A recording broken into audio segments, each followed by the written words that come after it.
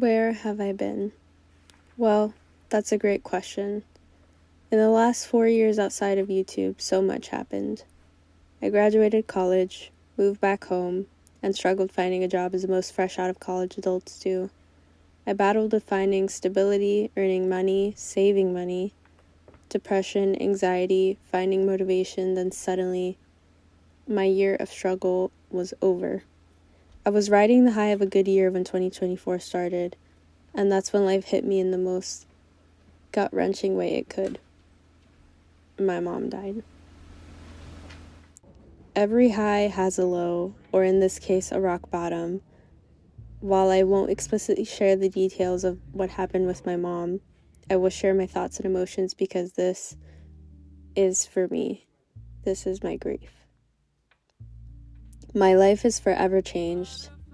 I'm not trying to be dramatic at all. It is entirely different. I see the world in a whole new way. It feels clouded by chaos and muted colors. Nothing is as bright or vivid. Nothing as exciting or shiny. I crave my youth. All I want is to relive my childhood exactly as it was. She was taken too soon. You always expect your parents will go before you because that's how it goes. We assume the best and the age will take us one by one, but that's not always true. And the thing is, nobody prepares you to lose a parent young. I never thought 2024 would be the year my mom died. I never thought she wouldn't make it to 50, and I never thought I would be 25 years old without a mother. And I know there's much worse happening in the world, and that I am no lone stranger to grief considering the amount of lives that were lost last year, but that doesn't mean I'm not allowed to feel.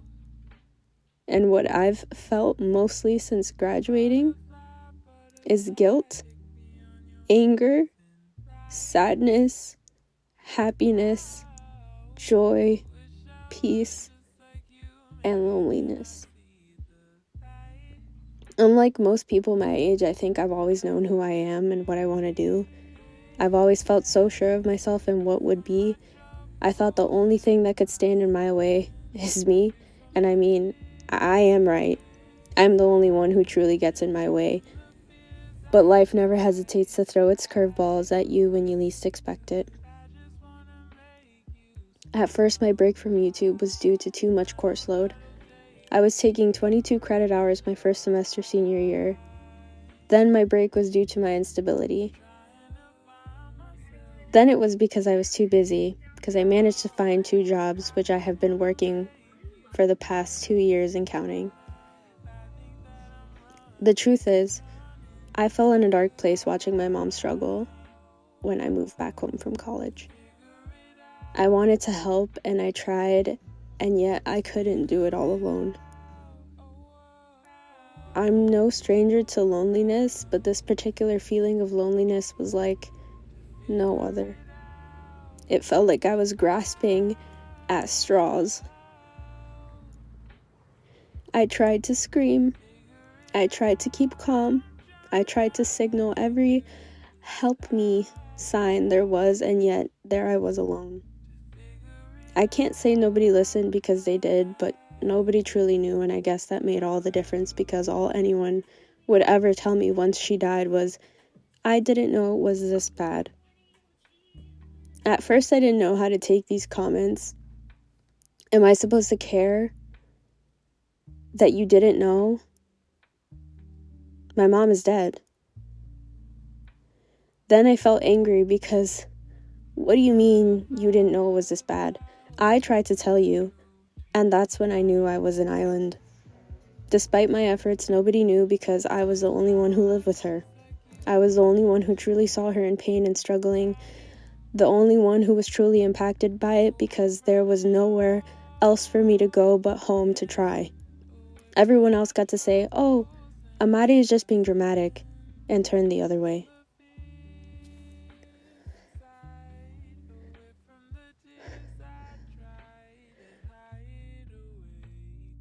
And I suppose this is more of a testament to who truly knows me and who doesn't, because I am no longer that angsty 16-year-old I'm an adult that had to grow up way too fast as a kid. I'm in a league all on my own. I've been in therapy for 12 years, and as much help as it's provided, I realized I view life in a way that not many do, especially at my age, which has oftentimes felt isolating. It meant that dating oftentimes leads to me being interpreted as intimidating or uncomfortable because I am so sure of myself, I speak my mind, and I would rather view the cup half full than half empty. At least I have a great group of friends that truly see me, and that's what matters. It would be easy for me to be angry with all those who turn an eye, but I am no stranger to guilt, and I know that theirs is the worst one of all. I felt guilty when I moved out on my own last year. I should have been proud that I did it, that I was able to get my very own apartment, no roommates, just me. That's a big milestone. And yet, I felt nothing but guilt and dread once I left home. I have this vivid memory of telling people that I couldn't help but feel like I abandoned her and that she wouldn't take care of herself, but I couldn't stay to watch, so I didn't. It wasn't long. I moved out in March, and by June she was in the hospital. She was sent home, which was a short while because a couple of days later she was back, and that's when it all started to fall apart.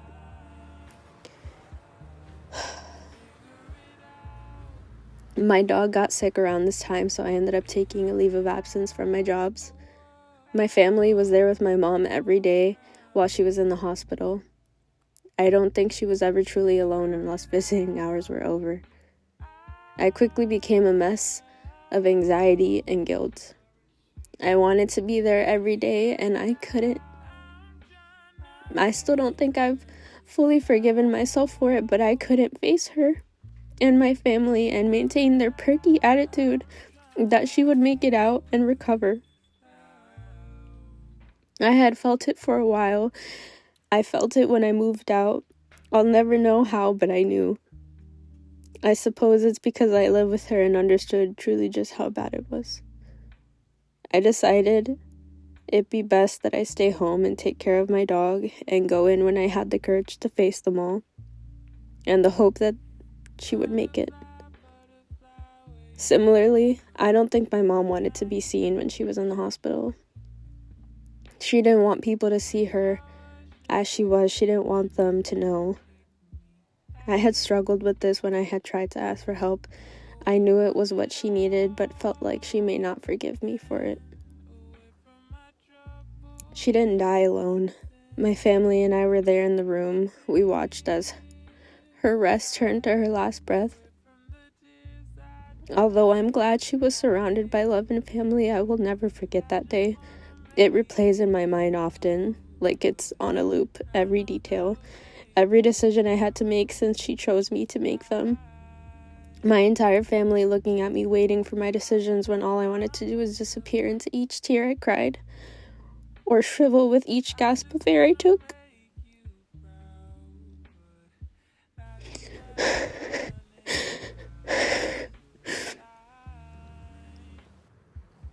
I still can't believe she's gone. It's been 6 months now, and yet it feels like it hasn't been long. It feels recent, like it was only a week ago. I don't know if this is often what it feels like, or if it's just how it feels like because my mom was my world most of my life. She was my constant, my rock. If I had nothing, I still would have her. She was my biggest supporter and number one fan, and nobody will let me forget it. The reminder is nice considering things were vastly different once I moved back home from college. I suppose this is why I wish to relive my childhood. I get so many flashbacks. I often remember all the moments, the car rides, the vacations, the hugs, the laughter, the surprises. Any little thing can make me cry by association. I realize I cry a lot in the car. Music doesn't feel the same. I don't enjoy it the way that I used to, but I feel it. The fall into winter season was the hardest. First, it was Dia de los Muertos, my birthday, the election, Thanksgiving, her birthday, and then our favorite holiday, Christmas. It all happened too fast that my depression snowballed, and don't get me wrong, I want to live, but only for her. I want to accomplish all the things I said I would, and extra for her, for all the things that she didn't get to do. She's what keeps me going, especially after that year. I entered the year with my first ever situationship, and I kept trying to cut things off and couldn't manage until I finally did. Then I met someone else and had my first girlfriend. My mom was hospitalized, my dog got sick, then my mom died. My girlfriend at the time was caught trying to cheat, and in the midst of crazy holiday season, there was a shooting that went through my apartment on my mom's first heavenly birthday. It was a very unpleasant year, to say the least. The worst one to date, at least for me. If I could formally take myself off of the strongest soldiers list, I would. I'm handling it all in the best way I can, considering, but lingering feeling of pain ensues. I grieve. I am grieving, and I'll likely be grieving forever. Maybe not all that happened, but I will still be grieving my mom. Out of all the things that happened, I will never get over her not being here anymore. I crave another hug, a laugh, a kiss, and I love you. I always will. And I will always feel guilty for leaving or for not being able to do more. I'll always wish that I could have taken her pain away. I'll always wish she'd let me in so I knew why. And maybe I could have gotten through. And I'll always feel the impact of all of this. I understand myself more, and I see so much in a different way. What you see in this video has been my life for the better part of 6 months. I work, I cook, I eat, I read, I journal, I cry, I swim, and I play and relax with my dog. I do it all alone. I just moved back into the home I shared with my mother now without her, and I've been unpacking. What you don't see is how I've decluttered my things to simplify my life. I've sold a lot of clothes. I've been off of social media for over a month now, and I cut down my TV time and have only had one in my living room for a year now, so I can focus on my goals, which is to pursue my master's, read 20 books this year, continue to swim consistently, make content, and be creative again. And some surprises I won't divulge until they're reality. I hate how my life is going. I don't like what I do for work. It feels like I veered off course and I'm with the sheep. I want a job within my field. I hate living here. I don't think there's any opportunities left for me in Chicago, and I don't feel like it's my home anymore. I need growth. I crave it. I'm majorly uncomfortable right now, but I'm trying to invite change in every way I can. I only wish I had more time for myself and all the things I want to do so I can get to them. I'm gonna make it one way or another. So I decided to use that everything that happened within the last year to fuel my desire for change and to create the life that I want, because it wasn't just gonna make itself. And if I'm being honest, I don't really have anything tying me here. Like I said, it doesn't feel like home. I don't have my mother. My father doesn't even live in the city. I do have family and friends, but I know that they'll support and love me regardless of where I go. And I think my new chapter, my next journey,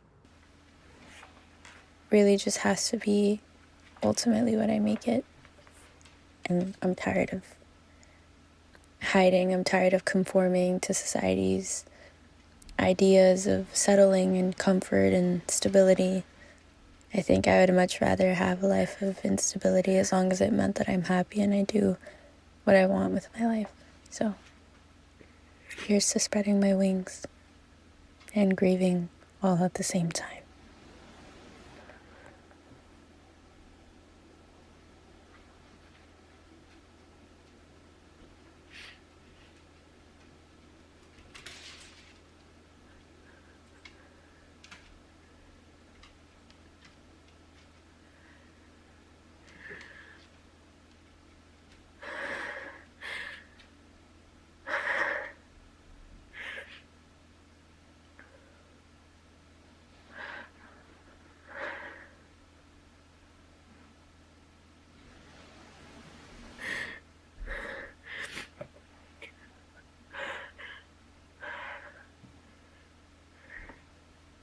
And to my mom,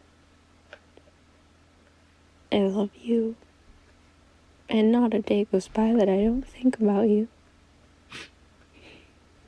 I miss you so much. Please know